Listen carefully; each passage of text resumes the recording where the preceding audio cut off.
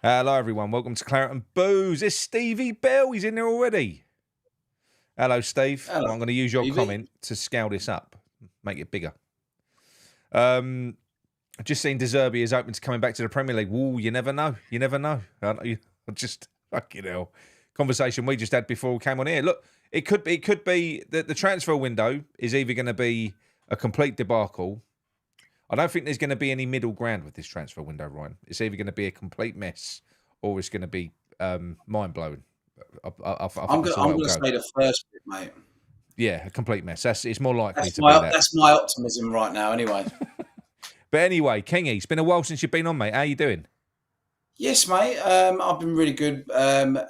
Pretty much just opened my own business, and it's been tougher than I expected. So West Ham has taken a bit of a backseat, but I've still been watching it. It's hard graft, mate. I don't know why. I'm frustrated. I've gone through the angry stage though, mate. Like, I watch it with no emotion. I don't get angry. I'm like what my mum says. I'm just disappointed. That's pretty much where I'm at the moment, mate. I've never felt this fed up with West Ham. I said it the other day, and it is a bit of a weird feeling for me. And I've said it a few times now, so it's probably getting boring. But you know, like under Moyes, where you're angry and you're pissed off, but you're always looking to next season, thinking next season if we get this manager in, you've got this belief, you think you're going to push on. I just don't feel I've got that this time. It's killing me. I'm just like, mate, I want the season to end, and I don't want next season to start. Yeah, and do you know what? I think you said it the other day. I think international breaks, I normally hate them. I fucking enjoyed them this time. I've actually enjoyed this year. Not having to deal with West Ham, which is a shame because it's a big part of all our lives and we all look forward to it. And then when you get served up drab like we have done, like we've gone through a change of Moyes, get Lopetegui in, that didn't work out. Thank fuck he got the points that he did because he's literally kept us in the Premier League. Yeah, definitely, mate. And then we got Potter in. Not my first choice, but I'm not as in the out camp yet. No. I don't want to be like chopping and changing and moving on managers like left, right, and centre because I don't think that we talk about traditions at West Ham and we've had very limited amount of managers over our years. So for us to keep chopping and changing in this small period, unfortunately, it's under the dwarf, right? Which is why it's frustrating because I've now come to the conclusion where it doesn't matter what manager you have in, or it's always going to be the same. We bring in Tim Starton to do a job. Tim Starton weren't allowed to do the job. I'm not saying that he was the best at his job. I'm not saying he's the worst, but the fact that he wasn't allowed to do his job the way he normally operates, that fucking hinders you. So 100%, I agree. Yeah, I agree. What's the point in getting these so-called professionals in and then just having them as smoke screens? There's no point, and we can all see it. Sorry, I'm getting angry now. I know I haven't been getting angry, but now I'm getting angry talking about it. No, but the thing is with me, look, in terms of traditions, yeah, you are right. We was a traditional club, but all the other traditions have gone. And I'm not too fussed about hanging on to a tradition of sticking with useless fucking managers. That's the one tradition that I don't really care about. I've got to be honest. So for me, but there is a side of me that isn't. Look, I wouldn't even be that enthusiastic. If he got sacked tomorrow, I wouldn't care. I wouldn't care. I wouldn't turn there. But the thing is, I wouldn't have any excitement either because I'd be thinking, who are they going to get in? What's next? Who are they going to get in? So that's kind of what they've done to me now. So I just don't really know where you turn. There is only one thing that can probably save them to a degree, and that's a really, really juicy transfer window. I think that's it. But are you still sort of getting up in the mornings and watching the games and stuff like that? You still going through the mill? I'm fucking up. I was up at 5:30 waiting for this stream, mate. Of course I'm up. I've still got a little bit of hunger for it, mate. Don't worry about that. But I'm still getting up. And I'm not even doing... I think that I've done 2 mini matches over here so far. So, that's basically where the game gets cracked down in 25 minutes, and I watch that because it is boring me now. But I do get up and watch it. But there's probably been two games this season where I just get up and put the mini match on, which I don't like doing because I like to see how we're playing. What's the mini match? Explain. Huh? What's the mini match? Oh, right. So here in Australia, we're quite lucky, right? So we're lucky for many reasons. The sunshine, no Labour government, which is great. No, I'm joking. But what it is, right? It is great. It would so be what great. it is, there's a coverage thing that many of you probably seen on the dodgy sticks, right? So it's Optus Sport. Optus Sport was bought in by a mobile company, and they basically break down the games into mini matches, extra time matches, which is the long ones, and then you get like a 3-minute game as well. So it's perfect in terms of that. So it gives you a chance just to get rid of all the shit. Bite-sized football. Yeah, that's exactly right. So it gets rid of all that stuff, and it's perfect. It's good. It's like TikTok football, isn't it? Just sort of flicking through. That's all I need right now, mate. Yeah, I know. That's enough. Thing is, have you had one instance yet where you've got up because mate, I fell asleep once this year, and it was against Everton. I fell asleep halfway through the game, and honestly, I missed the entire second half. I mean, I was hanging from the night before, but I did sleep through it. See, because I get up at like 1 a.m. to watch it on a Saturday night, the reason I'm starting to not want to do that is because I'm going to bed a little bit pissed off, to be honest. So I tend to stay up and watch all of it if I'm going to get up. Yeah. Pew pew. Yeah. Where is Mickey anyway? I asked him. He's with his bird. He's out with me bird. So he couldn't come on tonight. Yeah, no, love birds. At least he's got something good going now, eh? Yeah. But yeah, I get up, I watch it, I don't enjoy it. I don't know why I'm putting myself through it. I've got no optimism for next season yet. I really don't. So is it more? Do you find it's even because obviously you're a West Ham fanatic, you always have been, but do you find it's although you've got a good life in Australia, you love it, you've got a business, you've got your missus, you've really settled down and you're enjoying it. You're always going to have that longing for home, and do you find that West Ham does give you that? It gives you that connection. Yeah, definitely. I've got to be honest, mate. There's not many games that I look at on the TV and go, I really wish I was there, right? So, because I was back in March, we obviously caught up, and I remember I had the last game against Villa at London Stadium. You recovered yet from that night out? Oh, mate, does it look like it? By the way, I've just woke up, people. I did break you, Ryan, didn't I? I did break you that night. Yeah, I'll tell you what, I was trying to take you all sorts of places after, but you wouldn't let me. And the only time I've actually really felt like wanting to come home was actually the Ben Eubank fight when I was watching that from home. Yeah. That was unbelievable. That was the sort of thing that draws me back home. But at the moment, West Ham, there's not a game through the TV that does that to me at the moment. No. There was a couple of games over the David Moyes season when I really wanted to do it. Because he did give a little bit of excitement here and there, and I've always said he was a moments manager. There was glimpses. I mean, that's what I mean. I think in a David Moyes setup, yeah, fair enough. You would go 90% frustrating, but then you would have those explosive moments because of the way he played. So that played into the hands of your Caduces and your Bowens and stuff like that. So you did have moments in a game which was exciting, but this style of football, mate, I can't get on board with it. I really can't. It's so slow. Is there a style, though, mate? Is there a style? Yeah, it is. It's just hold on to that. It's bore the opposition into some fucking tears. Make them chase the ball. It's like it is literally controlling the game, holding on to the ball. Do you know he actually said in his press conference, was it after Spurs? I think it was, where he said we was attacking too fast. Actually, his words. He said we was attacking too fast because if you attack, you run the risk of losing the ball, and then you've got to try and get it back. So he just wants to hold on to the. I don't get it. I do not get it, mate.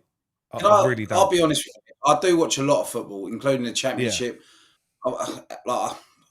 I like a couple of clubs down there, and that excites me. I like watching that end to end. It's end to end, even down shit end football. Like I had a little stint at Gills when I was younger, so I look at their sort of games sometimes, and it's so scrappy, but you don't know what's going to happen. That's why I enjoy watching it. But it's like when you watch a basketball game, isn't it? Yeah, that's it. That's exciting to me. But watching Premier League football now on a whole has become quite fucking repetitive. Like Do the you only agree teams, with that? Do you think it is? Do you think it is a Premier League thing as opposed to just a West yeah, Ham but thing? apart from your Liverpool and Newcastle and Yeah. Forest were doing it, and they ain't been allowed to do it like for a while. So yeah, I do think it's across the board, definitely. Premier League football for me is dying on its arse. Did you hear my prediction, by the way, about Nottingham Forest? Did you see that little video I done? Well, no, what I said was I done a little video explaining why Moyes' ball failed, and David Moyes admitted that it failed. That's why at the end of that season, before Paqueta came in, he got Rob Newman in, and he said we've got to rebuild the squad. We've got to play in a different way because basically he said we've been found out. Oh yeah, we got caught out. Yeah, we got caught out. So because you can only counter punch and sucker punch people so many times. If you're fucking good at it, like we were, and you're catching people on the break all the time, in the end they're just going to go no, and they'll sit back a little bit and stop letting you in behind. I said the same will happen to Nottingham Forest, and it has. Yeah, the last 5 or 6 games, you'll get found out. You can't play that way. You can't beat I don't like the XG, but what I'm saying is you can't play against the XG. You can't beat the XG every week. Because all I see that is XG for me. It's one team's creating chances and the other one ain't. So that's basically it. I couldn't give a flying fuck about XG, mate. No. That's another thing with football. It's gone too far technology. It's gone too far like cautious. No one cares about XG. Them two numbers are not the ones in the corner with the goals next to it. There are people that do, right? But what for me, everything we love about football is the fucking chaotic, mad mess that it is, where it's unpredictable 100%. And you don't know what's going to go on. But managers like Potter and Pep, he fucking started all this. Pep, managers like that, and they're turning it into some boring, nerdy science. It's fucking football. Yeah, it's football. It's blood, sweat, and tears. It's fucking. You don't know what's going to happen. It's losing against teams that you think you're going to beat and beating the teams that you think are going to beat you. That's typically what football is. I'll give you a good example of a good game of football, right? Yeah. Inter Milan last night against Barcelona. Oh, right? Mate. That was entertainment, wasn't it? You won't see many games like that, though. That's two games where two teams took risks. And that's why that was an exciting game. Yeah. I'll tell you, you're allowed to take risks. How often do you see that? But massive credit to them two teams because, yeah, they're huge teams, but that's a massive prize to get into the final. And for two teams in the second leg to literally go balls out, end to end, literally just trying to fucking outscore each other, I thought that was just a beautiful thing to see. It was. It's how all football should be played. And you know what? I keep on saying that in modern football as well, because we're seeing a lot of the Mavericks disappear out of the game. A lot of the individuals, it's all like team one football behind now. Yeah, exactly. But it's all team football now, and like no more than 2 passes, no more than 2 touches, and fucking pass the ball and all that sort of shit. It's how the kids are being brought through. But when you look at those teams in Italy and Spain, that can't be how they're bringing their players through, because they're expressive. You look at that Lamine Yamal. I mean, fucking unbelievable. Hell. I know he's a bit different. He's a little bit different, isn't he? Yeah. Yeah. If we've got someone like that in the academy and Potter ain't found it, fuck me. He needs his glasses checked, mate. Oh, I don't know. Talking to the academy boys, can you see the ones that are out on loan at the moment? The ones that have been out on loan that have done really well, like your likes of Potts, Callum Marshall, player of the season. Potsy's going to get player of the season, or if not, has. George Urphy, young player of the season at Bristol City. Finishing the season with the house on fire. Can you see him getting into that team? Look, I've always banged the drum for academy players. I remember when I was younger and it was George Moncur and Elliot Lee and players like that, especially the Forest game, which we'll all remember, which Sam Allardyce fucking fucked him over. But I thought they were good enough. So I don't know enough about these players in terms of what they've done in the academy. But the boys that have gone out on loan and they've prove their craft in a league just below ours that we're looking to apparently dip inside anyway. Yeah. We've got three amazing players there already. So for me, bring them back in. We're taking two players of the season of two teams and one young player, and they're already our players. So why are we going to dip into the market when we've already got three of the best players in that league?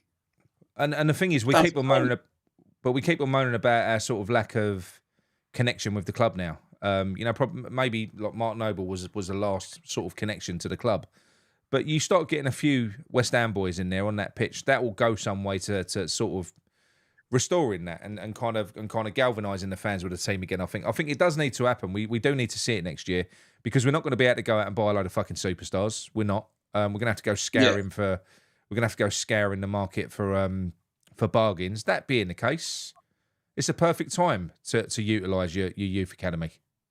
The only thing that scares me about Potter with this, like Scholes, for example, he comes in. He's dumped him now, hasn't he? He gets. I don't know. Look, this is just a theory, but he's a West Ham fan. He looks like he could be a fiery little fucker as well. And I'm wondering if maybe he's gone, fuck me, are you seriously dropping me for good because of Salah? And the Salah game, sorry. And I reckon he's probably stuck up for himself and gone, do you know what? I care more about this club than most of these fuckers. And you're dropping me because I've just had a little bit of a stinker against probably the best winger in the world. Yeah, that's just my little theory behind it. Because I think that's been happening. I think Potter has lost control of this squad, and he made a comment in a recent press conference where he said, if you can't change people, you change people, which basically means if you can't change the way they are, you have to change them. That's what he's saying. But the thing is, he's apparently lost. There's been lots of rows and fights between players, more so now since not directly with the manager, I don't think, like they were with Loppy, but there's been a lot of discontent in that in that changing room. And one of the arguments that I've been told about was Alvarez, and I predicted this was the case, and then it did get confirmed to me. And that was when he was dropped prior to the last game when he went missing, not the last one, the one before, I think it was, before he had this mysterious injury. And it was when he'd been dropped again for Prowse. And he apparently did completely and utterly boot off. Because what Potter's been trying to do with Alvarez is get him to do what Prowse does, and that is not be progressive at all. Yeah. So when you get the ball, hold it, recycle it, turn it over, don't get the ball forward, sideways and backwards passing. Whereas Alvarez doesn't do that. He wins the ball, and his instinct, because he's always played in attacking teams, is to get that ball forward and get it to someone or try and drive it. To try and do that. Yeah. He doesn't want that in his team, which is why he's ended up having James Ward-Prowse playing in Alvarez's best position, and he's been using Alvarez as a dog's body in midfield. If you want to run, go and run over there. Because, this is just a worry. It's a worry, mate. What? And I think the only time I've seen Alvarez in the last about 2 months is pretty much when West Ham stuck him in a fucking Mexican restaurant with Jared Bowen. Yeah, I enjoyed that. Yeah. I've got to be honest. I think that's a piss take. If that was me and I was Alvarez and I've just been dropped and all that, I'd go, you ain't fucking putting that out. I don't want nothing to do with it anymore. Like, it's becoming a bit of a piss take, like, of taking the piss out of people. And I don't like that. I don't like that in life. I don't like it in football either. Thing is, mate, right, you people say, oh, these players, they're prima donnas, they're this, that, the other. Well, I'm sorry, right? These players know football probably better than most fans. They know. If we can see things, if we can see cracks appear, if we think, hang on a minute, he probably shouldn't be going defensive against Southampton for the last 10 minutes. Hang on a minute, he probably shouldn't be making that change. What's he putting fucking Soufal on at left back for? Why has he done that? There is not a chance in hell if you've got players in there that are not, they ain't egos, they're competitors and they like to fucking win. That's what they want to do. If you've got players in there that are like that, they're going to be angry after a game. And if a manager has done something fucking stupid, then the manager shouldn't be beyond being questioned by the players. Saying, why did you do that? If a player fucks up and does something wrong, the manager's going to question them. The same should apply with manager. And do you know what? Unfortunately for Potter, the same it does apply to him because he hasn't got anything about him. There's nothing there. He can't go to a Paqueta and a Caduce and start sort of waving his finger about saying this, that, the other. It's why he struggled at Chelsea. Because they're going to look at him and go, who the fuck are you, mate? Seriously, who are you? You know, trying to, especially when you're making blatant errors and he seems to be a bit of a tinkerer that likes to fuck around with a team and play players in different positions. And I did say it when he came in, and it was more or less just an observation off the back of what happened at Chelsea, and the fact that he had no issue with selling players at Brighton once they became too big for their boots. Sell them, cash in, get rid of them. He doesn't he don't like anyone that's established. He don't. He likes to develop players. He's a fucking under-21 manager. That's what he is. Do you know what? You've probably hit the nail on the head there, mate. I've not thought of it like that. And looking at the players that we want to bring in, I've been listening to. I listen to other podcasts as well, and there's a lot of talk about these Danish boys. But that's the caliber of player that he wants, because I'm giving you the opportunity. Grateful players. Yes. Yeah. Where we've already got players who wanted to come to us, who are grateful. You're just using them fucking wrong. Like 100%. But that's it for Paqueta for the season by the looks of things. We'll get onto it. That's sad, that is. That's sad, that is. Yeah, I don't want to see any fucking player crying. Like, his missus came out after the game and did her Instagram and said, like, no one knows what my husband's gone through. And to be fair, we don't. And football is a release to so many people. I still play now, but that's only my release from work. So his release at the moment is from his personal life, but that's still his job. So he's obviously going to get frustrated. And I felt for him the other day, because a lot of people are on his back, but he is a good fucking player. He's a great player. He can be frustrating, but to some people. Well, what I'm saying is, it doesn't frustrate me, but I can see why he's frustrating to other people. I can understand it. But at the end of the day, when we're all waiting, when we're watching football or another team and another player goes down, you think, why don't we have a player like that who just fucking tries to buy a minute or so? And then 100%. when we do have one doing it, everyone's like, why are we doing it? Everyone pisses him and moans about everything that he does. Also, you know, you get comments like this. And now, look, everyone says this, okay? Now, Mark, unless you're Mark Noble, nobody comes to West Ham for any other reason than to play in the Premier League and to further their career. It's a stepping stone for anyone. In fact, it's only a stepping stone if a player is good enough to move on from West Ham. But they all come to West Ham for the same reason, unless you've come through the academy. What, like Declan Rice, who used this as a stepping stone and went on to Arsenal? Every player has got their career in mind. This whole thing, old players use us as a stepping stone. Mate, they all fucking do that. You know, they're ambitious players. They've got to this level not because they dreamed, if they've never seen West Ham, of finishing their career at a team that's got no fucking ambition, who's keeps on appointing wanker managers that make you finish 17th in the league. You know, no player dreams of that, do they? Do you know what I mean? I mean, when you actually think about how bad we've been in the Premier League over the last 3 years, it's been, we haven't had lots of fucking go on, have we? Let's be honest. And that's why it's becoming quite hard to watch, because first of all, the football's been shit. Second of all, you know we're going to lose. Third of all, we're languishing in fucking relegation. And thing is, we're that shit, right?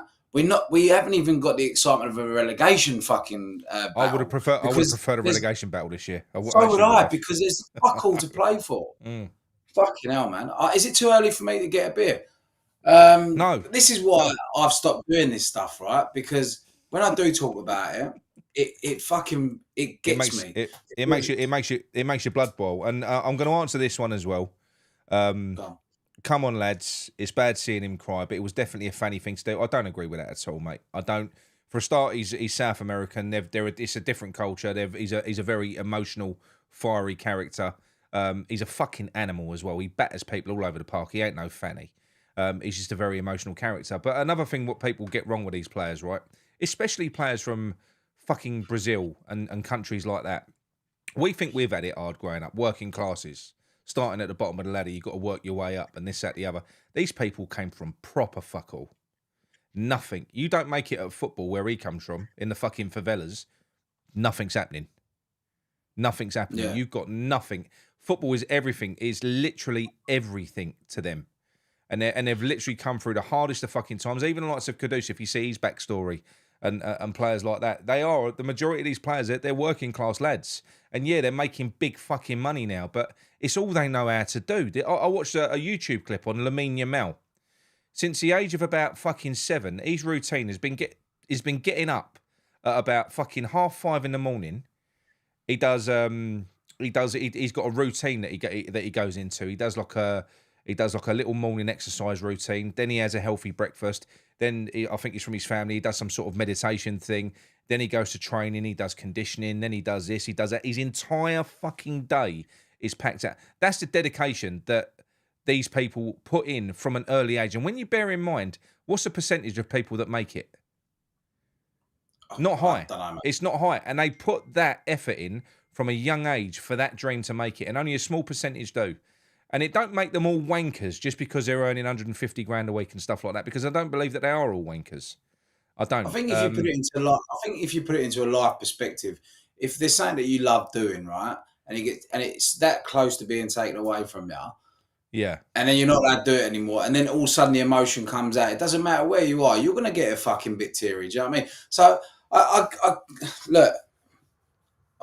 don't think it was being a fanny. I think it was just pure raw emotion that came out. Raw emotion, mate. He was losing the fucking plot. Or he just lost a bet. It's one of the two, really. Could have lost a bet. Yeah, that'd make you cry either way, wouldn't it? That'd make you cry either way. But no, I do truly hope that I truly hope that he gets cleared. And I hope he goes on to have a good career, whether it's at West Ham or not. Because do you know what? He represents everything that I love about football. When I see him play, when he's in the right mindset, he plays football to have fun and to win, and he is competitive. He's a filthy bastard. But ultimately he's a fun player, and I love players like that. I really do. I don't think we've seen his full potential because of what's happened. I don't. I think the last 2 years have been they've stunted his growth, if you like, in this team, and it's really hindered us. And do you know what? I hope we fucking take the FA. I hope West Ham, because we're going to lose money on him if we sell him. He was going to be going for almost 100 million. I hope he sues him. I hope he sues the FA, and I hope we fucking do as well. Because how they've done this, and not only done it, but how they've dragged it out, mate. How they've dragged it out, and when you see the evidence that they haven't got any fucking evidence. No, they haven't. And it's thing is, it's 50. It's under 50. I think it's under £100 bets, right? Yeah, I know. How much is he earning? He don't need it. So I don't understand why. I don't think he would do it. I think his uncle is a bit of a skullduggery sort of person by the sounds of things. But we've all got someone in the family. I know I have. Exactly, that's what I mean. You pick your friends, not your family, unfortunately. And he's known Paqueta since obviously being born. Like, he knows that he's a bit fiery. He knows that he's going to maybe put in a challenge. And odds on, half of fucking West Ham fans probably put the same fucking bet on because he normally gets a yellow card anyway. So it's a sure thing. It's like betting on Alvarez to get a yellow, isn't it? Exactly. Same thing. Super chat, Nick Fulton, mate. It's lovely to have you back, mate. I've missed you. Top man. Get yourself back on the terraces, mate. Been very quiet. I hope you're okay. Thanks for the super chat as well. Yes, we will. Well, look. We will miss Paqueta. I make you right, and especially those. Go on, pronounce his name. I want to see you try it. Fatakis Neophytou. Neophytou. He's done me with that. He sounds like a strike we're going for in Denmark. He does. Yeah, it looked good in the back of a shirt, that name. Yeah, I think the ones who are going to miss him most are going to be the ones that haven't appreciated him at all, to be quite honest, because they will look back at all the fucking clips when he's gone and all the enjoyment, when all we've got are workman-like fucking bores in midfield. It's all very well, look, I don't hate you can't hate Souček. He's a wonderful professional and he's been very good for us. But that ain't the type of footballer that I enjoy watching. I appreciate he did provide a function in the team, and he still does to a degree because he pops up and scores goals. But to be a functional football team, I mean, that's the biggest conundrum of all, mate. If you are a manager that wants to play a possession-based game, you need technical players in your team, don't you, mate? Yeah. In the midfield. Well, first of Especially all, in the midfield, you do, don't you? Souček is fucking hard to. Do you know who would be good? And I fucking hate bringing his name up because that makes me cry. And if I'm a fan, fuck it. Pablo Fornals. He can play ball on the floor. He can play 5-yard passes. He cried. Pablo cried. Is he a fanny? No one will call Pablo a fanny because everyone loves him. For some reason, everyone fell in love with Pablo, didn't they? They did. He's a Spanish Cockney. He is. I met him in Australia when they did Perth, and there's a picture. What if you follow me on any Instagram or whatever, you'll see it. But the way we look in each other's eyes when he's signing my shirt, mate, it was love at first sight. I absolutely love him, honestly. Yeah, he's amazing. I'd have him back. I'd have him back. But that's what I was saying. We need players like that in the middle. If you're going to do that sort of game, you need them sort of players that can that can turn quick, take the ball on the turn, move it out to the wings. Souček, it takes him so long to get his head up that by the time he's put his head up, someone's nicked the ball away from him and they fucked off.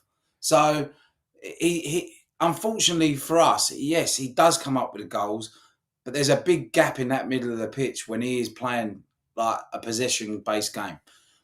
In my eyes, he's a box player.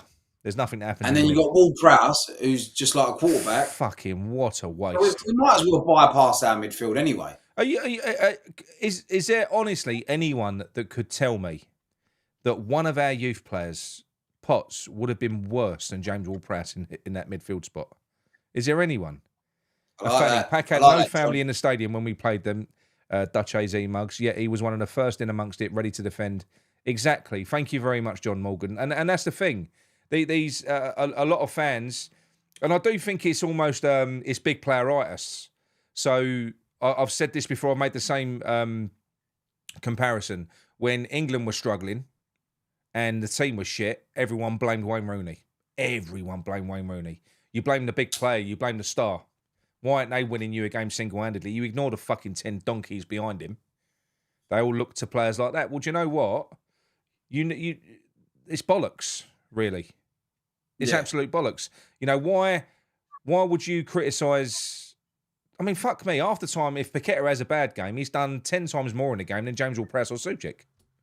He actually has in a game, in terms of his output. So I don't understand it. And I think the dead wood that we've got in the squad are not the ones that people focus on. The dead woods are the ones that are being carried. Not very well. Not being carried very well. They go unnoticed because they don't do nothing. Can I be honest? The James Ward-Prowse free kick against Spurs. Yeah. When you look at another angle of that, I know they're fucking hard to hit, right? I understand that, but he's meant to have scored fucking so many. Mate, it was wide open. The keeper was standing on the fucking post. Mate, there was more room than I've ever seen for a fucking free kick. It's like the keeper was mugging. It's like the keeper was mugging him off. It was, honestly, and that's when I just thought, fuck it, I'm going to bed now. Like because if that was a chance to sort of cement something to us from him, that was it. That was the chance right there. Stick one in the top bins. You didn't even have to put it in the top bins. He could have put it in the centre of the fucking goal. Like he just had to get it on target. So I don't know. James Ward-Prowse for me, he needs to go, but he ain't gonna go as you said because he is a Potter player. Yeah, but fucking hell. Is that not good enough reason to fucking get this bloke out? If he can't do the one thing he's in there for, fucking hell, what's the point? That's what I mean. But if he is the definitive Potter player, and because I'll tell you what, we're not going to be able to sell him. Did I actually pronounce it? Did I say, was it Fatakis and Neophyton? Neophytu. Neophytu. I love how you're doing it's like a French thing where it's like the flick of the head while you're saying it. Yeah, and it's the least French name ever, isn't it? Can I just get a score update, please? Because I'm not watching the game. I don't want to. I turned it off when they fucking scored a goal. Chelsea. Anyone knows the squad. Man United and Tottenham win to set up an all-English final. Come on, Amorim. Fucking, come on, Man U. honestly, never thought I'd say that. But I don't like Man U, but I can't stand Spurs. So yeah, I do hope. What do you think of? What do you think of old Arsenal, mate? Was you sad for Arsenal last night? Oh mate, it's brilliant, wasn't it? It was amazing. Wasn't it? I went into the change room last night and I played last night. Went in the change room. We've got a few Arsenal lads, and I hate these two fuckers, Cundy and Jamie O'Hara. But I did. They can be funny. Because I tell you what, fucking hell, it's lovely seeing them fuckers go down. Because Declan Rice, unfortunately, you went there to win trophies and build a legacy when you already had one. You had a trophy, mate. Yeah, that's the last one you've done. Charity Shields don't fucking count, so we're not going to count that one. And yeah, it made me very, very happy, mate. Did you? I must admit, in terms of Declan Rice, did you see that defensive tackle he made? Yeah, it's class. What a run back! Fuck me, he sprinted back and what he just eats up the ground, that bloke, doesn't he? He does. Yeah, he's class act, like in terms of on the pitch, but yeah, it is what it is. I'm just glad they didn't do it. Mikey, how you doing, mate? How you doing? But yeah, so for me, look, I do think it's a bit of a non-argument anyway at the minute, because I do believe. Now I do know for a start, everyone. This makes it worse, by the way. I've got an unofficial quote from David Sullivan, from somebody that has spoken to him about a player, but they got onto Potter. And they said, how are you getting on with Potter? Words were, I'm not lying. Nice man, shit manager. You don't need to be a player to work that one out. But that's apparently what Sullivan has said. Nice man, shit manager. And we're going to keep him here. But what I think is going to happen, so what we're seeing all these players linked, like you said, these Danish players and all these fucking random players. Mate, they're not going to be coming in. I don't think Sullivan's going to be signing off on any of them. I think he knows 100%, especially if a couple of players are going to be going. He ain't proved himself. Potter ain't proved himself in any way to be trusted with being given a full budget to build a team around a bloke that's shown fuck all, working with higher quality players than the ones that we're targeting. So I don't think he has. So I think we're going to be seeing the same, because we did under Tim. If you remember in the transfer windows in the summer and everything else, you were seeing all these players from fucking Europe that obviously Tim's scouting. Yeah. But then we go and sign other players. We'll sign Somerville. We'll sign Kilman. We'll sign whoever. I don't think we're going to be signing any Carl McCauley or Potter players. There might be one or two, and that's it. And I truly believe, because of how bad and embarrassing it's going to be in terms of season ticket sales, I think we're going to be seeing a massive name come in. Massive. I do think it's going to happen. I think they'll pull it off somehow. There'll be a fucking huge name, because he needs to spark a little bit of. He needs a bit of razzle dazzle to try. Needs a bit. He does. He's going to have to try and razzle dazzle people back into the stadium again. I don't know whether it'll work, but then again, it depends on the fucking player, doesn't it? Do you know what I mean? I do think that's what will happen. So if we lose a Kudus, and look, the more I think about it, I'd be willing to let Kudus go. If we was to sell Kudus for 60, 70 million, a player who's not been great this season, and we've got Somerville who can come in, that's a lot of money to reinvest. It's a lot of money to reinvest. Yeah. You know, if we can go out and buy two quality players that could probably do a better job than what Kudus has done for us this year, then it's probably good business. But there's other players that I really don't want to lose. I don't want to lose Alvarez, but we have lost him already. He's gone. That's another one, 30 million, probably 40 million. So they're looking at close to 100 million. And I can't help it. I think Sullivan, he ain't just going to accept. I don't think he's. If he thinks he's shit, like he said there, if he's saying he's shit, you've got to be deranged to allow this bloke to basically have all that money. Yeah, go on, Graham. Have all the money. Go on, you do what you want. Yeah. It's a bit like, because the Karen Brady thing, right? It's obviously her link. That's why he's there, right? Yeah. But the thing is, she's done nothing in terms of footballing sense. So what? Because you've recommended someone that you fucking drunk down the pub with, that should be our manager. That's ridiculous. That is fucking tin pot. Again, this is why I can't. I'm not. That connection is leaving a little bit, where because we're so unprofessional as a club right now. Like, Yeah, I know. I look at other clubs and I'm just like, that's how you do it. Why are we doing this? Oh, because of hearsay that Potter wants a job and you've drunk with him. Like, let's give him a job. It's bad. It's fucking terrible. And you know she proper pulled one on Sullivan as well, because Sullivan only ever wanted to give that bloke. It's all he was offering him. 6-month deal. 6 months. It's all he was offering him, a 6-month deal. And then she fabricated, Potter and whoever the press team was, fabricated that imaginary move that was going to be happening to Everton. They was never not going to get Moyes. It was always going to be Moyes that they got. Yeah. But they built up this big fucking fanfare that he's almost signed for fucking. He was never going to Everton. So that gave Potter more leverage. He came back and negotiated a fucking 2.5-year deal. Obviously didn't back himself for 6 months. He didn't. Well, I'll tell you what, right? Because it was Lopetegui, in terms of contract-wise, was it he gets paid up until he gets a job? Yes, club job. I don't think it works. I don't think it works in the international scene. He's in Qatar. Oh, he's in Qatar. Yeah, bastard. Yeah. I don't think it does. I think it's different. Because the first thing I saw when I saw him get announced, I was like, perfect. Fucking, maybe we can then. Maybe we can afford to get rid of him.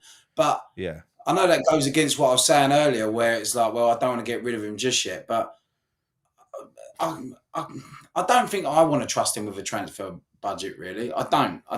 Because the players that we're going to lose... Not at all. Mate, he's never bought a player in his life. This is what people got to say, Lou, get his players. He's fucking never bought a player in his life.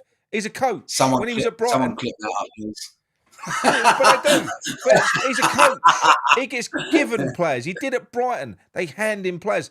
The only thing was he had the perfect man handing him the perfect players. He ain't getting that at West Ham. He's doomed. Potter's doomed, which means we're fucking doomed. We're going to have to watch him foul, let him get sacked, and then we'll get some other fucking limp dick in to replace him. Honestly. Oh, man. Do you know what? West Ham does consume you so much, doesn't it? Because it does. No matter how much you hate it, no matter how much the boring football, you still want to talk about it. And there's always something to talk about at West Ham.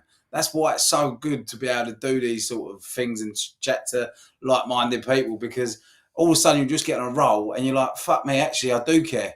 It's much easier. I mean, because, like my rambles have become less and less because I'm struggling. I like talking to people about it. So I can just do this for fucking ever. That's fine. Bouncing off someone. But I've lost the enthusiasm to the point where doing the solo shows is becoming just... It's just hard because I don't mind moaning. I don't mind, as you can see, I don't mind moaning and being angry. But you know what? I'm just starting to feel like it's almost like sad now. Just feels sad. Just feels like just fucking we're just shit. It ain't even funny anymore. You know what I mean? With that, it's just. My missus used to come downstairs and she'd say, "How did West Ham go?" And she doesn't give a shit, but she'd always ask. Now she doesn't even fucking bother. She's there's no point. You know what I mean? So yeah, because I don't want to talk fucking about it. Yeah, it's the same as Jill. She does the same thing. It's where she'll pop in because she's not watching. She'll watch football if I take her because she gets a beer, but she won't watch it on telly. And she'll just pop in every now and then and go, oh fuck, better go out again because of the score. Do you know what I mean? Our Black Country says he's done with West Ham. He's been a fan for well over 55 years. Sullivan sells and fucks off our club and sickness. Yeah, mate, it is true because you know what? I'm so torn on this window because it's all bullshit. It all comes down to the same thing. Nothing that Sullivan does is for the betterment of the club. It's to try and sustain what he's got at the moment, which is basically existing in the Premier League and having a full stadium. Now, if every now and then what he's got to do is throw us a fancy player to hook our interest again, that's what he'll do. But it'll never be to drive us on and push us on because we've had so many opportunities to do so. We've had so many opportunities for him to build on success and for him to push us on. He don't do it. He's just an absolute. He's fucking vile. He's vile, and that's the thing as well because it's no surprise. Some of the names that I've heard mentioned, I said to you before, I ain't saying them on air by the way because you'll only fucking laugh at me, and I don't believe them anyway. But This is what I'm saying. I do think they're looking. Would they laugh at me, Ryan? They would, wouldn't they? Oh yes. Yes, they would.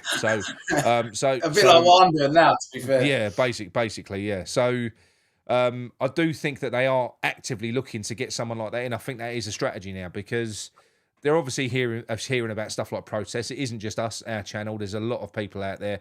The GSB and K movement will come back again. And so it should. But I think this time, what needs to happen is it needs to be sustained. Otherwise, it's meaningless, and we're beyond help. If we don't sustain it, then it's pointless. So if all Sullivan has got to do is throw us a fancy player, we'll have a couple of good games, and then no protests all of a sudden. Then that just means that we're whiny, moaning bitches that only complain when things are rough. The root cause of the problem is and always will be Sullivan, and we're never going to get anywhere with him here. We'll have moments of respite. We can't let go of the slack when he gives us a little bit. He gives us a little bit just to keep us fucking quiet. Because he's proven now, over so many years, mate, he's proven. We've had so many chances to move on, and he never fucking, he just always drags us back to the same spot. I can't stand him. And that's what I said on the show the other week when I rang up. you always get a season where you do not care, and this is one of them for me. But this is bad this season. It shouldn't be, because 2 years ago we was in such a prime position where we could have gone on and fucking made the most of that team that we had, and when they was all firing, add that little bit of glitter to the top, and we would have fucking been brilliant. But no, we didn't do that. We brought in Ward-Prowse and fucking it doesn't work. And even the Evan Ferguson fucking transfer, like, it's backward. That's an example of giving Potter his say on players. Max Kilman is an example of giving a manager their say on players. Yeah, that's what I'm saying to you. It's an old-fashioned, fucking stupid way of doing things, and I don't think any other Premier League club, even Championship club, does this now. Because every manager, they're out for their own personal gain, so they're going to go out not necessarily looking at the right pieces for the good of the club. It's more for them, for the now. That's all it is, because they fucking just don't want to get sacked next week. So I think you have to have recruitment done, not by Sullivan, by a director of fucking football. But look, at the end of the day, one thing I have found out over the course of the past few years is that it ain't Sullivan that identifies these players and brings him these players. And they're not all fucking arseholes that advise him either. They're not. Even the likes of Salthouse, if I'm being honest. I mean, Salthouse brought in Wan-Bissaka. Salthouse brought in, what's his name, Somerville. Somerville would have been a good player if he'd have played and he hadn't got injured. He was quite exciting. And there's other people as well that do try to push players his way. He ain't got a fucking clue who any players are. He don't do it. He don't go out and sign these players, but he's got trusted people that will bring him the likes of Lanzini, who no one knew fuck all about. When we go out and we get Pyatt, we got Paqueta, So I would rather that than Potter. Yeah, because I almost know what I'm getting with Sullivan. Yeah, he'll waste money. Yeah, there'll be loads of fucking foul transfers because he gets more wrong than he gets right. But I really, for me, I haven't seen enough. I haven't seen anywhere near enough from Potter that says, and that ain't me being a bitch, mate. Well, I wanted to see something from him. I've wanted to see something, some identity, something to hang on to cling on to. But there's been nothing, mate, is there? There not one thing really since he's been in. The Southampton game for me was it. I thought he was shit from that point. Like, we're at home, they're bottom of the league. Everyone's saying how bad they are. And we play them and we make them look like fucking prime Barcelona. Like, it's story of our fucking season. If you've got a bad run, it's like what used to happen with strikers. If you're having a bad run, play West Ham, you'll score. It's the same thing with a fucking game now. Like, having a shit run, play West Ham, you'll get a fucking point or three. Like, it's always a fucking same. We're becoming the whipping boys of the Premier League. Without going literally, down. That's literally are, and it has been 3 years now. It's been 3 years. We had the 35 game relegation battle where we won the league, which polished a turd like Tottenham are trying to do this year. You know, should they keep Ange next year after their season? No one's saying they should be keeping Ange. No one is. But we had to keep fucking Moyes. You do the maths. All the media pundits were saying, "Oh, be careful what you wish for." Like, mate, we almost got relegated. We was that bad. And then the next season, we had that. Yeah, we had the next season that little bounce where I'm going to say it, and I called it at the Brighton game, and people was calling me a miserable cunt. We was shit, but we was scraping past games. We was winning against XG. That's what we was doing. Every single win that we had, we didn't deserve to win. And I said we're going to fall off a cliff. This ain't gonna. This is temporary, but people don't care. That it's like they don't watch the fucking game. They just celebrate because every week we're smashing and gaming. Was the Brighton game? Was that Kudus when Bowen put that someone put a cracking ball in and Bowen knocked it in? They were clinical as fuck. So we were creating very few chances, but they were burying everything. Yeah, I remember everything. That game. Yeah, they were burying everything for quite a few games, and you could see it was going to fail. It absolutely was, and you know, don't take a genius to fucking predict that with what I was watching anyway. No. So yeah, I don't know, mate. I mean, for me, can you see us getting a result against United? No, I don't think we'll win again all season. There's a lot of discontent. There's a lot of discontent in that changing room now. The Athletic did a piece on it. Basically said that there's fights in there between players, between the staff, between everything else. It's just fucking. He's too nice, the geezer. He's too nice to work with big egos, and that's why you need a higher profile manager, mate. If you want a bigger club, because if you're going to be bossing around, you're going to be bossing around big players. Who I would have? Mate, who wouldn't I have? Yes, Silva. And that is realistic because he would come. Do you reckon he's going to go Spurs though? That's what I would say. Well, it's out of him and Iriola for them. It's looking like Iriola. He's another one I'd have, Iriola, in a heartbeat. In an absolute heartbeat. But look, at the end of the day, but the thing is, manager. Yeah. Do you reckon that these players would want to stay as well? Do you is the thing. They're past the point. This is where I think there's such a disconnect and a misunderstanding of football with Sullivan. Because I know that he is now out there actively looking for big players and big names to come in and blow everyone's mind. What would get everyone excited is a top manager. If he went out and paid, even what we was talking about before the show, would you be more excited if he went out and he paid 17 million for Marco Silva out of his contract at Fulham and said, "That's me"? Back you. What would you prefer?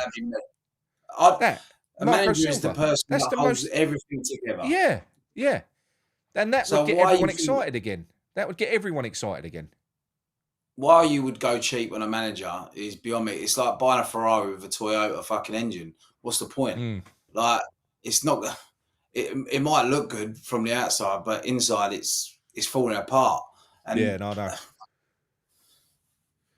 I don't know, but. Yeah. But he won't. He'll keep. Like I've always said, he's got Michelin starred ingredients and he's got a McDonald's chef, and he's always got a McDonald's chef. Always got one, and you just think, why, man? It's the fucking chef that cooks up the meal. That's the reason. That's how you get the fucking the mind blowing meal served in front of you is because of the bloke that's fucking cooking it. You know? Yeah. Yes, it's got to be a nice cut of steak. It has, but you need someone who can cook it. Nothing pisses me off more than a steak that's cooked badly, mate. Nothing pisses me off. No. Actually, don't. I'll get angry because I'm a steak connoisseur. I'm pretty good myself, mate. We have it a lot over here. Do you cook it yourself? Yeah, mate. I'm a snob. When I go, mate, I go to through work. I go to quite a lot of decent restaurants, mate. No one can cook a steak like me. I'm actually telling you, honestly, every time. There's been once I went to a place called Goodman's, and I had I can't forget what it was now. It was a USDA sirloin on the bone, I think it was. Nice. And it was cooked perfect. So I thought, yeah, all right, cunts. Yeah, I'll give you that one. Give it that one. But most of the time, you know, it's never cooked properly. Fucking shit chefs. But yeah, I just think I think in the summer, I think I think next year's going to be a clusterfuck anyway. I think it could end well because I do think that he's going to go out and get some good players. I do. I think Sullivan will go out there with the intention of getting players in that will get bums on seats. And I think Potter's going to struggle with them because players of a big profile, right? He doesn't want them. He can't work with them. So if Sullivan takes this batch of players out that are causing him problems and hands him more, he's going to have the same issues, mate. There ain't going to be... because they're going to question him. They're going to question him. They're going to say, why are you doing this? You know, and... It strikes me that he can't cope with that. It strikes me that he can't cope with that. You've only got to watch him in press conferences, mate. And talking about fannies not being funny, he nearly cried the other day. It was the worst sight. It was the worst act of actually trying to act angry I've ever seen in my life. It was fucking horrendous. Would you like me to swear? Well, swear if you want. Fucking hell. I was like, you can't even be angry properly. Was it? Do you know what that was? It was almost like he was jealous of the attention that Fulkrug had got. It's like he was jealous because Fulkrug got a load of attention. Taking away the limelight a little bit, Yeah. I was going to do that. Yeah, but the thing is, mate, the reason that everyone resonated with Fulkrug was because there was just no nonsense talking. It was like listening to us talking. We were shit, fucking shit. Yeah, it was just nonsense talking. It was straight to the point. No. Yeah. Because at the end of the day, we've all just fucking watched it for 90 minutes. We know how bad it's been. Like, don't come out and say, I love how he said, because do you know what? It's funny how he said the other day about, I'm not going to talk about the positives because everyone laughs at me. I was like, fucking, that's how stupid you sound because you even know yourself how fucking stupid it sounds. I saw that a different way, right? Because it was very much, he knew he'd fucked up. And what he didn't want was to go on to talk about good individual player performances. And it was when they said about Kudus or someone else. And he went, no, don't want to talk about any positives. None. No positives. Because and that's the other thing as well. There is nothing wrong with coming out. I think Gio said it on one of his shows. Glasner came out after a game against Man City. And he said that he made a change at half time. And he took a forward off or something like that because they had a couple of goals. And he said that was my fault. He said I took away our attacking impetus and sent a signal. You know, almost invited the opposition on. That was my fault. You will never hear anything like that come out of Potter's mouth. No, there's no accountability. Once, no accountability. You'll never hear that. And I appreciate if you're making mistakes every week like he is. Even doing that would wear thin, wouldn't it? I'm sorry. Oh, you're fucking sorry again, are you? Where's your fucking positives? Yeah, stop making fucking mistakes, you dick. But yeah, I don't know. It is difficult, mate. It's difficult to actually sort of, it's difficult to get excited about it anymore.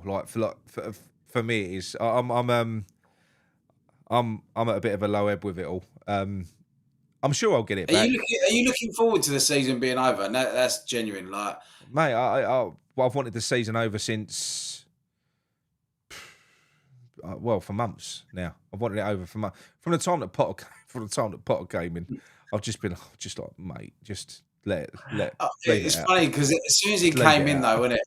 As soon as he came in, everyone was like, let's just get to the summer. We still had fucking 20-odd games left. It's like we all know that he's shit and that he weren't going to do anything. So even the ones that want to back him are going, no, this is just a pre-season. There's just a pre-season. 20 games. We had fucking 60 points to play for. 60. We had 24 to start with, for fuck's sake. We could have been we could have won the league. Liverpool are only on 80 points. Fuck me, man. It is it's a hard job. It's like everyone knew. He's going to do fuck all because he's shit. But we've got to back him. Why have we got to back him? Why? Because they've made another stupid appointment. I don't get it. If they bought, let's take it away from the manager. Let's say we went out and we bought, we spent 50 million on a striker that was absolutely shit. Have we just got to keep playing him? Or do you want to sell him because he's shit? Well, Liverpool keep playing Nunes, so I suppose. Yeah. No, but you know what I mean, though? It's the same. I don't see what the difference is between a manager or a player. They're either good for your team or they're bad for your team. I don't see that this bloke's any good. And the thing is, they're on probably the least amount of money. Yeah, I know. It's the cheapest thing to do is to replace a manager. It's what I don't get. What I do get it is because, as I've said before, Sullivan does like the player churn. He does. Agent fees, mate. He fucking loves it. I'm sure there's half the time where we don't see fucking youth players coming through because we want to see loads of players coming in and going out. What is the because obviously I'm not over there. What is it like in the stadium at the moment? Because coming through the TV, I used to feel a little bit, but it doesn't feel like there's any. Is it as fucking? It's dead as it looks. Basically, it's dead. It's worse than ever. There's more and more empty. Well, the last home game I went to was Brentford.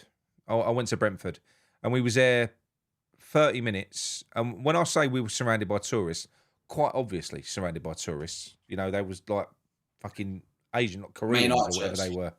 Yeah, no, but there was like loads of them, like big groups of them. You're like, how the fuck have all these people got seats together? They couldn't get tickets from Book of Mormon, so they had to go West Ham instead. Yeah, I was going to the ABBA concert thing, and they got lost. But I do think you get walk-ins over there because they would have against Spurs, because they sell tickets on the door. I think you'll just get people wandering about, you know, in Westfield and go, "Do you fancy going to a football game?" And they'll just fucking go and walk in. I'm sure that's what'll happen. Yeah.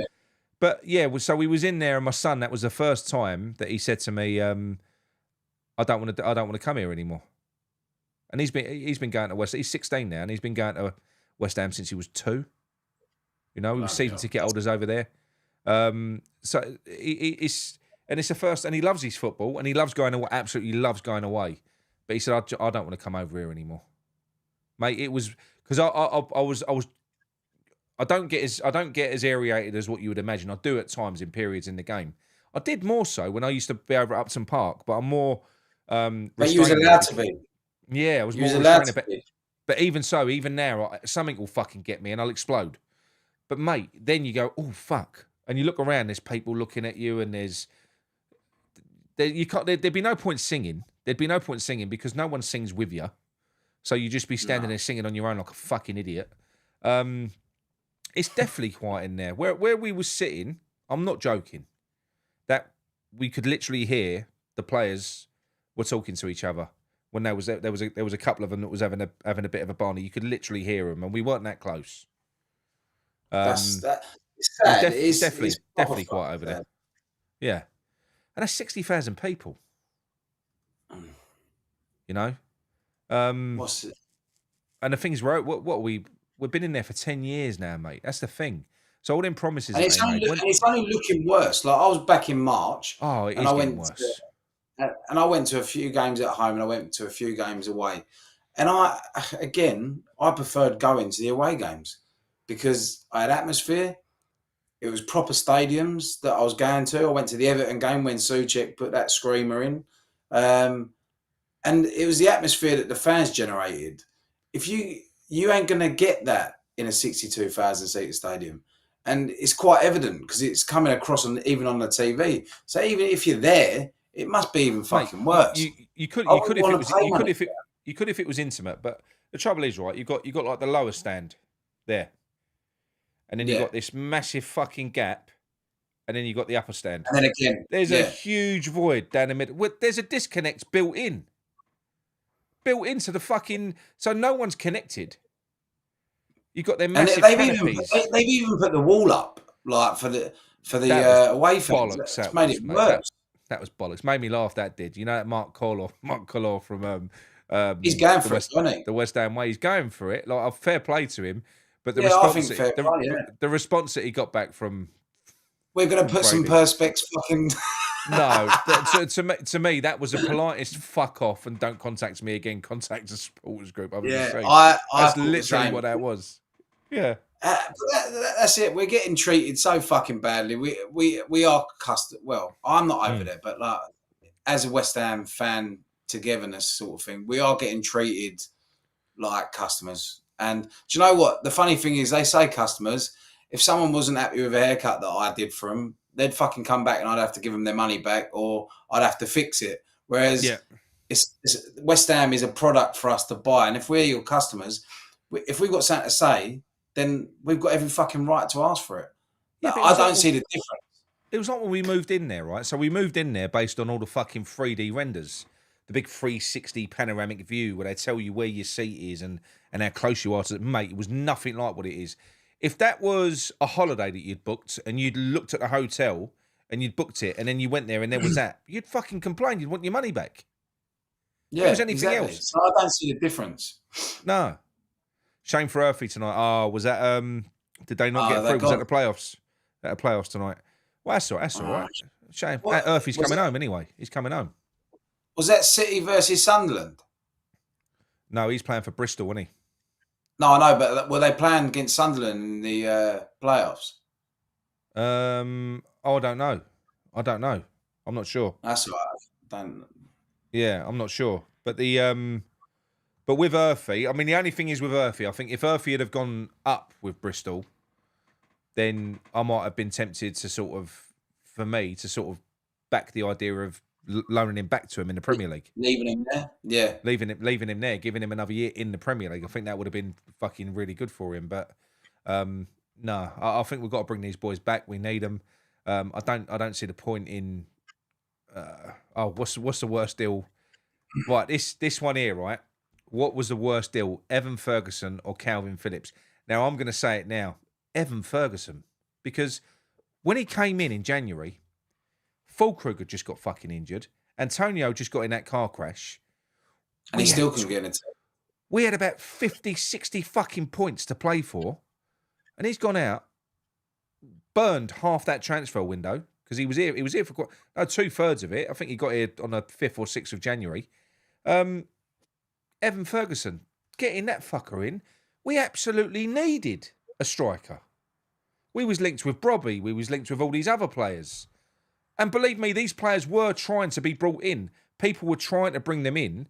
I mean, I do think I'm a little bit concerned about the money thing, because thinking back to it now, the reason a lot of these deals were breaking down was Sullivan. It looked like he was just being disruptive to me, but he kept on going, no, we don't want to sign them. We want to loan them. And then they'd be all right. They'd go away. They'd get a loan, but it'd be a loan with an option. And he'd be like, no, I don't want an option. So you want someone to give you their player in January who's scoring goals for them for a loan fee with no obligation. Who's going to do that?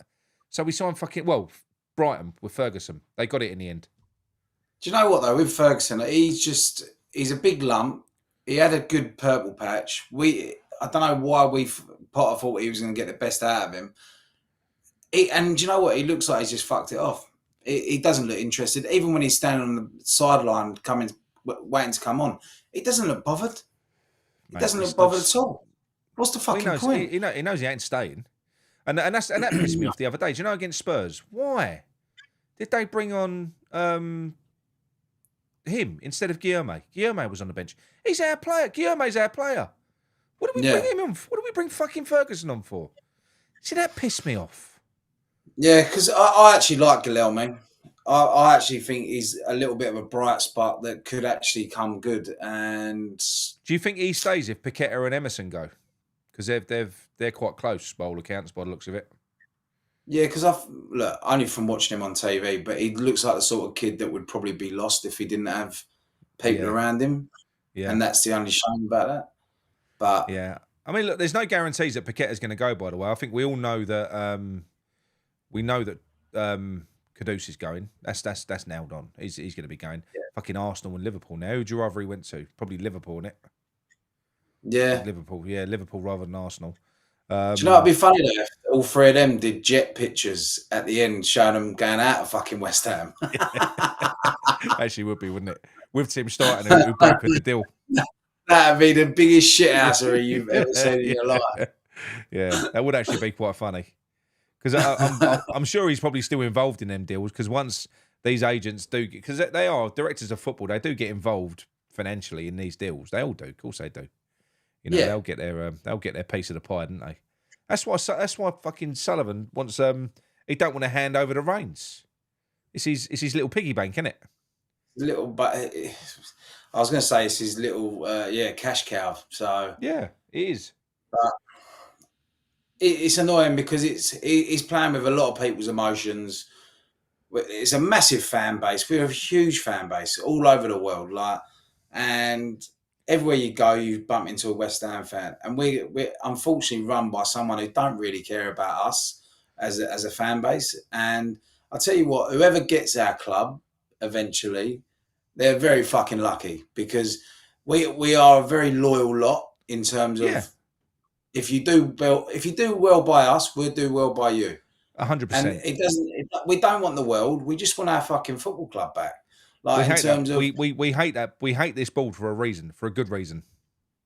Yeah. Do you know what I mean? There was anger before. There was anger before, and then because the football's been so bad, now it's just no one's really fighting for anything because you don't know what you're fighting for. Whereas when we was doing the last process and stuff, we was actually having a bit of a good run on the pitch. So you're fighting for. This is why I think it's important that we get the ball rolling now with this, and we are going to be doing that. Not this Saturday, next Saturday, Ryan. So I don't know if you're available because I'm relying on you to do night shift. I was gonna. Can I be honest? I knew you was gonna do that because I was going to ask you live on air, so you couldn't say no. So you couldn't say no. Yeah, you was doing 24 hours, and I was thinking he wants me for that fucking graveyard shift, mate. I'm telling you. No, I'll be with you. I'll be dipping in and out constantly throughout the whole thing. But are you up for doing that? Yeah, I'll jump on as long as people want it. Then I'll definitely get on, mate. Yeah, I'll bring a couple of games to the equation as well. I think. Well, that's it. We've got to pad it out. We've got to pad it out and do some interesting stuff. But if you want to bring anyone on with you as well, do so. If any of the boys are still interested, bring them on. Like, I'll jump on every now and then. Right, there is something that Dad's Our Job podcast. Hello, mate. He said he was happy that we got Potter, as I thought that we were building with a long-term manager. But the fact that the club leaked an 18-month contract proves they have an eye on someone else in 2026. No, it doesn't. Do you honestly think that David Sullivan looks ahead to 2026? Honestly, the reason that they've leaked an 18-month contract was to appease the fans who wanted him out now. It was like, oh, no, look, don't worry. He is going to, if he's shit next year, we have got a break clause. Don't worry, we have got one, but it's an 18 months. That was the only reason. That's the only reason. There's no way this club... What Dad's Our Job podcast is almost insinuating there is that we've got some succession planning going on at the club. What do you reckon, Ryan? No, mate, we can't. I don't even think he's looked forward to the travelling up to fucking United yet, mate. Do you know what I mean? I don't think he looks that far forward. And look, I understand, I get it, but I don't think he looks forward that far. Fucking hell, no chance. Because if he did, that was to try and appease the fans. It fucking failed though. It wound everyone up. 2000. I'll tell you what, bring on 2026 because 2025 has been fucking awful so far. I know. I know. Yeah, I do think I would like to think that they've got someone in mind now for next year. But then again, what manager worth their salt would want to come in who could they get lined up? To say, it's the same old story, though, Nick. We're a team in London. We've got a 62,000 seater stadium. Like, your lifestyle is going to be good in the capital. Like, there's always going to be them things. Yeah. So you're always going to be pretty lucky with that. If we was like up in fucking, I don't know, Gateshead or something, then obviously not. But we're in the capital city of London. Like, it's gonna be attractive for many managers and players. So. Yeah, I don't think we'll have a problem getting a good manager. It's just the actual conversation to get them is the problem. Yeah, no, completely, mate, completely. I'll keep chopping and changing on this. I don't think they are going to do anything on this. I do believe that what is going to happen is I think that Sullivan is going to retain Potter over the summer so that he can do as he wishes in the summer window. I think that's what he's going to do. He'll be getting players. Do you think he'll get rid of it? Do you actually think he'd get rid of it? 100%. I don't reckon he gets 10 games next year. If we start slow. Do you think he will give him the window? No, I think he'll stay. Well, he'll give him the window, but I don't think he'll be giving him the window. He's going to be here and he'll have a pre-season and he'll be working with the players that he's given. That's what's going to happen. And if he doesn't do well, and with all due respect, in this instance here, I would be the same. If I was Sullivan at this stage, if I was Sullivan at this stage, I'd be going, no, get this manager out. Let's get someone else in who can actually, we can build this team around, who's got more, who's a better manager. That's what I'd be doing. But if I was going to be keeping him for whatever reason, because we couldn't afford to get rid of him, I'd be like, I'm not building the team around him. He's a coach. Look at what he's done before. He's worked at Brighton. He's only ever had fucking players given to him. All right, you can't work with this lot. Well, we'll sell some of these problem players. I'm going to give you some new quality players. If you can't work with them, you're shit. Yeah, that's what I'd say. And then it'd be a more of a case of, if you can prove in the next year that you are capable and you can you can manage a group of players, then yeah, fair enough. Then maybe we'll get you more involved in transfers further down the line. But at the moment, he ain't earned it, mate. He ain't earned it at all. He's been robbing a fucking living here for 6 months. Literally has been. Fuck me. We get Lopetegui back. Do you honestly think that me or you or just any sort of average person, do you think that we could have done a worse job? No, I honestly do not. And that's why it's scary, because the amount of problems that we can see, how these managers don't see it, I don't get it. Like, the 4 substitutions on the weekend, they were fucking awful. They're always weird. They're always weird as fuck, I think now. We've gone from a team that never made any to the weirdest ones ever. Like, I must admit, Lopetegui made more fucked up substitutions though. His ones were. That's what I mean. It doesn't make sense. Nothing makes sense. No, I mean what he used to do. Sorry, go on, mate. I was just going to read that. Elbow 73. Potter's too weak to deal with big characters. That's why he was good at Brighton, because they all loved each other. I've been to Brighton.